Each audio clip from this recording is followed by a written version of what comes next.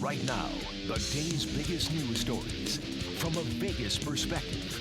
This is the Vegas Take with Sharp and Shapiro.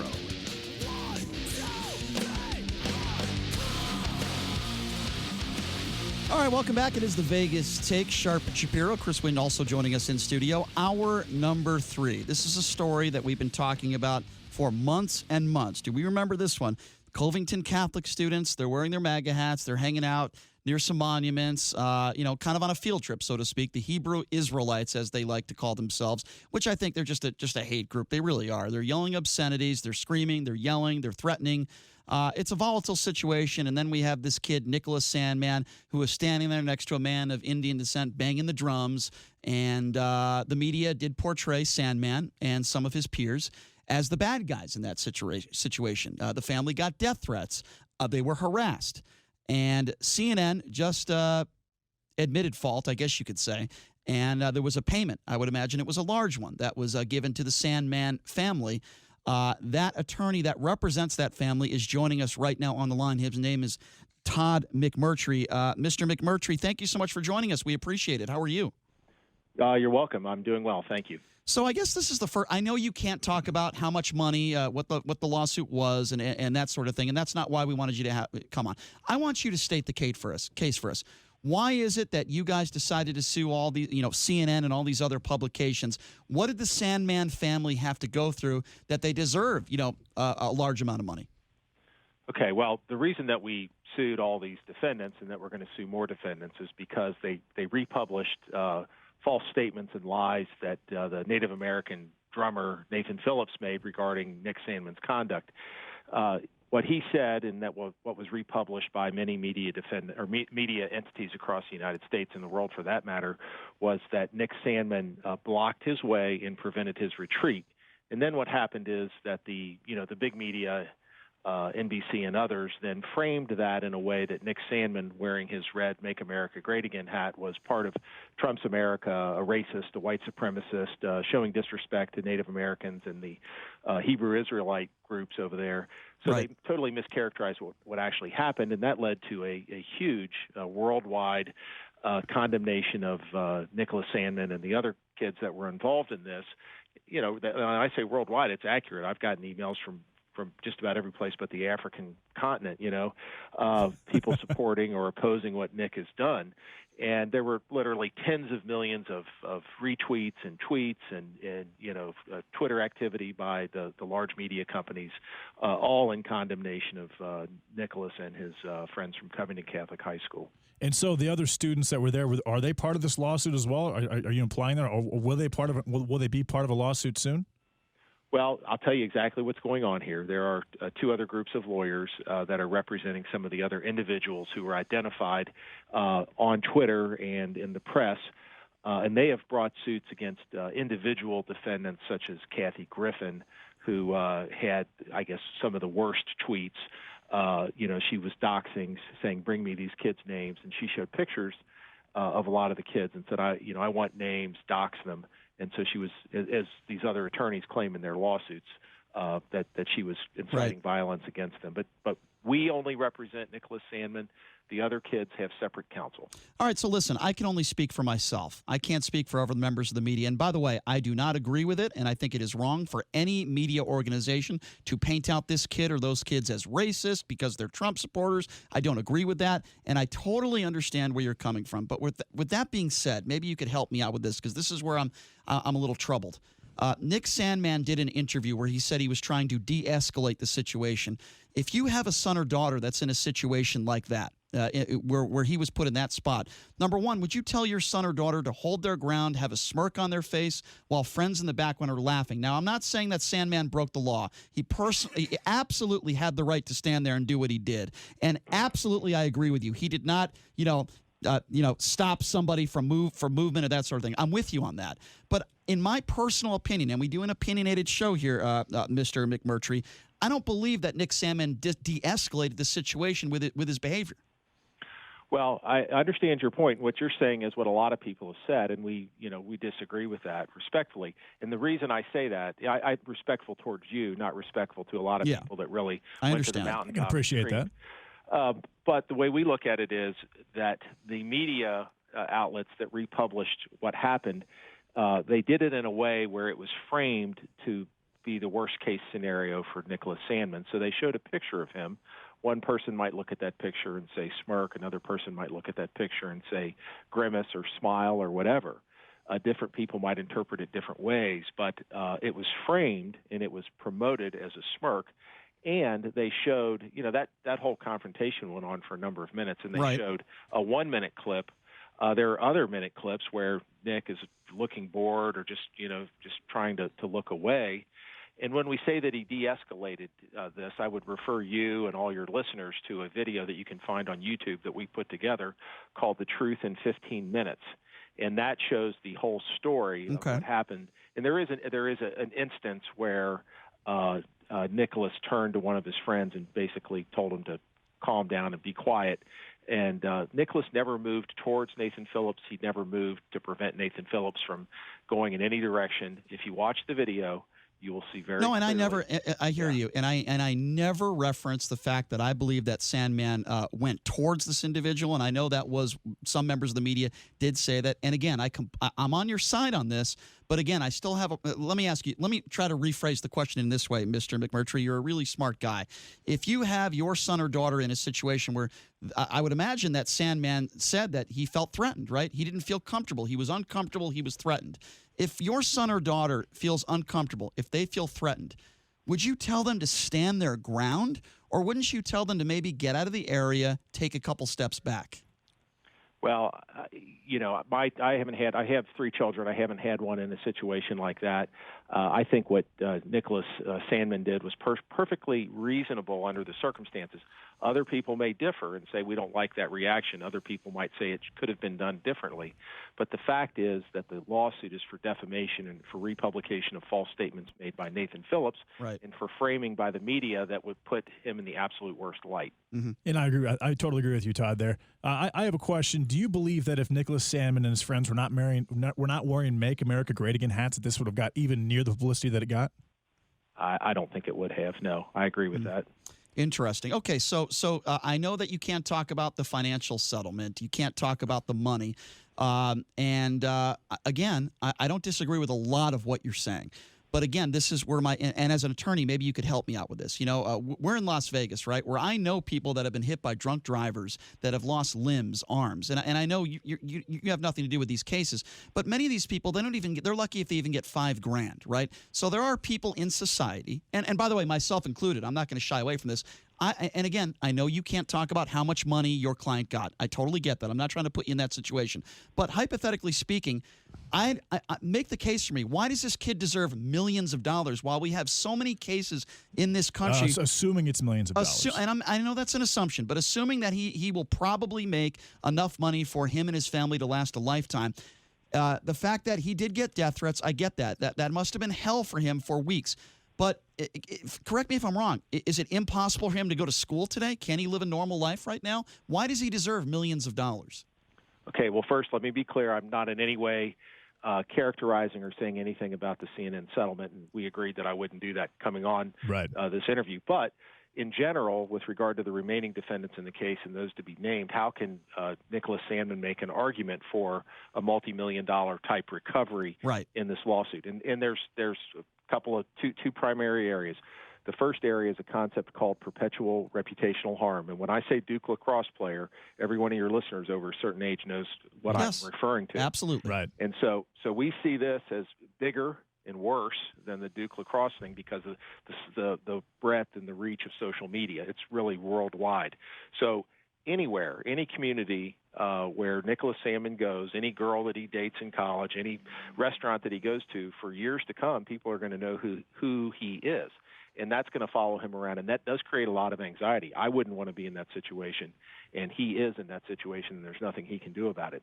And tied into that point is when you look at when you look at what that means to a person to always be in that situation, it's perpetual reputational harm, and it just doesn't go away. So that's point number one. Point number two is the whole concept of cyberbullying, and I think I shared with your producer an article that I wrote that was in the Epic Times about cyberbullying. Yes. And when media, the internet, when people start piling on people, it doubles their chance of suicide. It creates long-term psychological damage. And when you have large media companies like NBC doing this, it's terrible. Right. And the power of that is so significant. And when you look at damages for reputation, you can't say, well, this person can no longer work, so they have this much damage, or they broke their arm, they have that much damage. It's left to the jury. So the jury has a lot of discretion as to what they think it's worth, and that's what we asked for. And I want to mention that article again because I read it. It is a good read. We're speaking with Todd McMurtry. He is the attorney for the Sandman family. His article, Sticks and Stones and Zeros and Ones Defining Cyberbullying for the Legal Landscape. It is a good article. I did read it. Let me ask you this question, and listen, I don't want to get into politics or that sort of thing, but if a Democrat did come up to you, for example, and said, well, Donald Trump went after Barack Obama for 5 years and said Obama was not born in this country.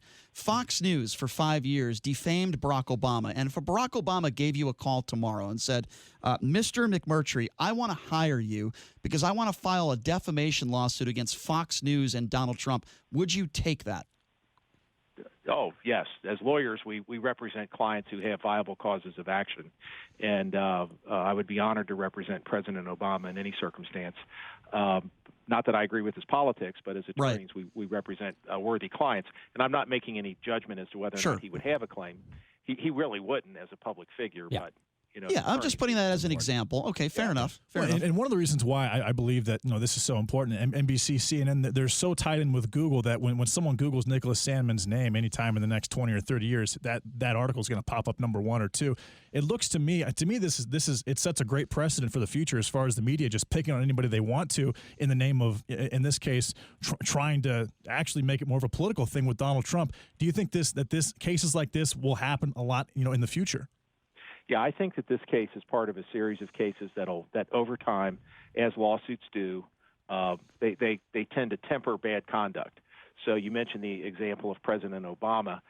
Even though I don't politically agree with him, I would see that something like that would be advantageous towards making our civil discourse better for everybody. And I think that the Nick Sandman case is going to do that. I think that the next person's case is going to do that. And so I think over time it has a cumulative effect. And that's part of the reason to ask for these large sums to let the public understand how serious it is. Okay, so explain this to me. I'm an opinionated talk show host. And by the way, I would never go on the air and say, and I never did, that the Sandmans, that family, they're a bunch of racists, they're a bunch of Trump supporters. I would never make irresponsible comments like that. But if I went on the air today and I said, listen, I don't like the way Sandman handled that situation. He did not de-escalate the situation. I don't believe that family deserves that kind of money. And if they do get a lot of money, I think they should donate it to charity. And if they don't, I think they're bad people. Can I get sued for saying something like that? No. This case is very particular in that Nathan Phillips said that Nick Sandman blocked him and prevented his retreat. Right, which was a lie. Yeah, right. And so by saying that, he creates a outrage in the community such that it's a threat to Nicholas Sandman. Gotcha. So by creating that outrage, he violated the civil law, and when the major media outlets republished those statements, they defamed Sandman. And so are these damages punitive? Well, there are punitive damages. When you look at these big numbers, $250 million, that could be compensatory damages of $25 million and punitive damages of $225 million. So there are both compensatory reputational damages and punitive damages sought in these lawsuits. And it looks to me like Twitter and social media is a big part of this. How involved was social media in coming up with the figure? Yeah, I mean, I certainly think that Twitter is potentially liable for what they did. They were kind of the brush fire that led to the forest fire. And so Twitter has algorithms that accelerate popular tweets, and Twitter's algorithms, I'm sure, accelerated the Sandman tweet so that the harm he suffered was much greater. But that's the subject of potentially another lawsuit later. So you're saying that the fact that this went viral on Twitter could actually cost Twitter money? I think it could, yes. Wow. Wow, that's interesting. It is important point that you made, though, Larry, and it's just distinction. Todd. Look, I don't want to care. Todd, excuse me. Oh. I don't think Larry, where's coming with that? But anyway. Larry McMurtry. Yeah. So, Todd, it is an important distinction you did make with respect to whether it be Barack Obama or Donald Trump as opposed to your client, because I don't want to characterize your case, but your client is not a public figure, and that is I would expect an important point in your lawsuit and a reason why that they ended up settling in this case, because look, when you're talking about Barack Obama or Donald Trump or right. any person like that's a celebrity, being a public figure, there is a much higher standard, I can imagine, to, if you're going to file a type of lawsuit like this as opposed to someone who is a private citizen like Nicholas Sandman. Right, and a minor. So you're exactly right. For a public figure to sue, they have to show that the reporter had actual malice when they published the false statement. Mm-hmm. When you're a private figure, and especially a minor, you only have to show that that the publisher was negligent when they published the false statement. Well, Todd, I got to say, or as Chris called you, Larry, Todd, no, in all seriousness, I appreciate you coming on our show and making your case. I think you understand where I'm coming from. I certainly understand where you're coming from. And listen, let's make no mistake about it. The media needs to be responsible, and I can only speak for myself. But when this video came out immediately, JD, you could point this out, because I did say this. I said we need more information and facts before we can say what exactly happened. That, yeah. Yes, but there was a lot of people on the internet who did exactly what Todd is saying. Yeah, no question about it. Todd, I really do appreciate you taking some time to join us. Thank you so much, and we'd love to have you on again sometime, maybe to talk about this further, as I know there are plenty of more lawsuits out there, and this story is not going away. It's been a pleasure, gentlemen. Take care. Thank you very much, Todd. Yep, there you go. Attorney Todd McMurtry joining us. Let's take some phone calls on that right now. 702-257-5396. That was the family attorney, an exclusive interview with Nicholas Sandman. Nicholas Sandman's attorney. Now, listen, he didn't really want to get into the weeds as far as my point. And my point is very simple, and I've been very, very specific. Why does he deserve it? I'm sorry? Your point is, why does he deserve it? Well, listen, I know he went through some hell there. I don't buy into the fact that a girl's not going to date this kid because of this. I don't believe that. I think he could live a fine, normal life. In fact, he could actually use this in his benefit. If he wants a political career, he could probably have that. If he wants a job on Fox News, he could probably have that too. I think there are benefits to this Let's say that he doesn't want anyone to know about his political affiliation over the course of his life. He can live a fine, normal life. No, but when someone Googles Nicholas Sandman because of how it's called SEO, and when a company has a lot of content, all their stuff ranks number one. So give him Google. $200 million. What I'm saying is, when someone say he met a girl who wanted to get a job, and they Googled his name, it would pop up top 2, top 3 because of the fact that these major companies like CNN and NBC wrote the stories that they did about him that painted him as a Republican. If he has trouble, and in some cases, like right now, that could prevent him from doing business or being involved with 40% of the country. If he has trouble getting a girl, if he got paid $10 or $20 million, he could spend every night at the brothel if he wants to. I don't feel sorry for him. I don't think he got that much money. Well, listen. Here's the question: who's worse off, Nicholas Sandman or Steve Bartman? Yeah, there you go. Steve Bartman. That's a legit question right there. Steve Bartman. Let me open up. Do you think Steve Bartman's alive? Let me open up the phone lines. 702-257. Yes, he is. Did he go on the witness protection program for? Let me open up the phone lines. 702-257-5396 is the number to call. We appreciate, by the way, Todd McMurtry making his case and coming on the show. I do appreciate that. That was an outstanding interview. Number to call, 702-257-5396 in regards to this Sandman situation. Even though his attorney was not able to say how much money was involved with the CNN thing, I think we all could assume that it was 7 figures. Let's take some phone calls. Again, 257-5396. Let's start off with Richard. Richard, thanks for calling in. What's on your mind? What's up, Richard? Thanks, guys. Yeah, I think I think this case can really help to make media more responsible, because we should not know the name of Monica Lewinsky.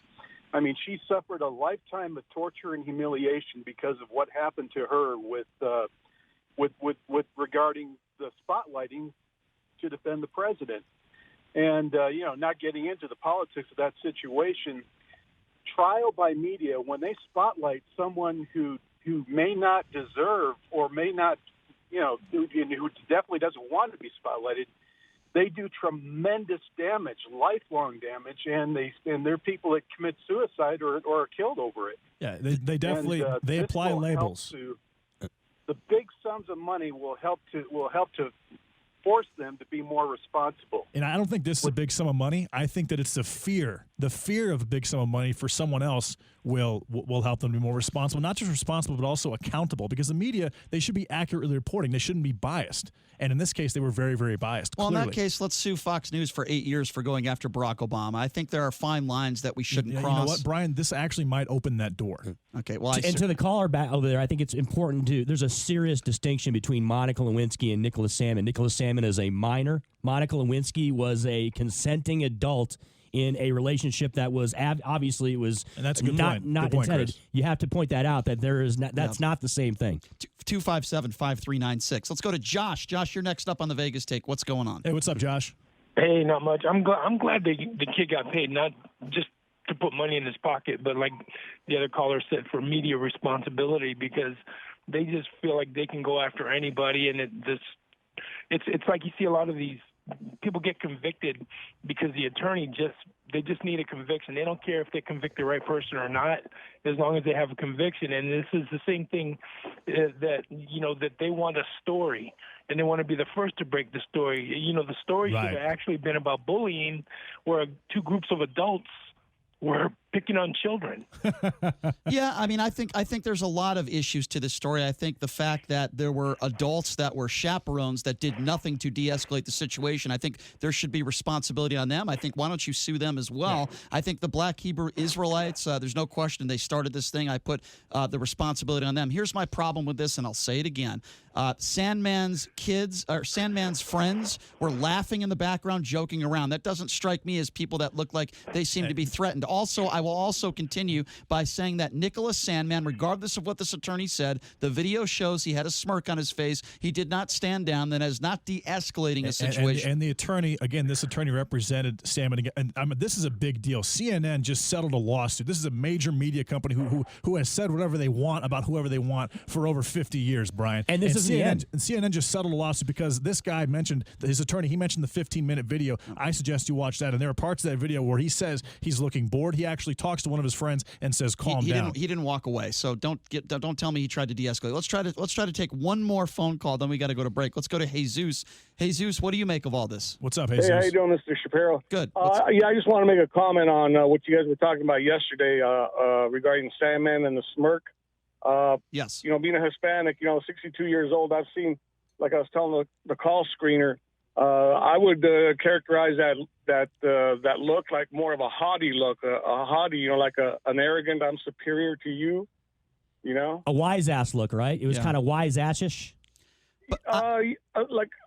Like I said, I agree. Being Hispanic, Okay. If a 16-year-old kid is looking at me with a wise ass and arrogant look, holier than thou look, I'm not, He was beating a drum. He wasn't committing a crime. I'm not going to want to attack him, and I wouldn't consider it escalating a situation. Okay, but Jesus, I agree with you, by the way, but here's something else that we need to bring up. He did not stand down. He stood his ground a foot away from this guy. He didn't block him from moving or anything. But if you want to de-escalate a situation, ask any member of law enforcement. The best way to handle it is to walk away, and Sandman did not do that. I don't think he deserves millions and millions of dollars. And I'm sorry, my friend, we're up against a hard break. I apologize.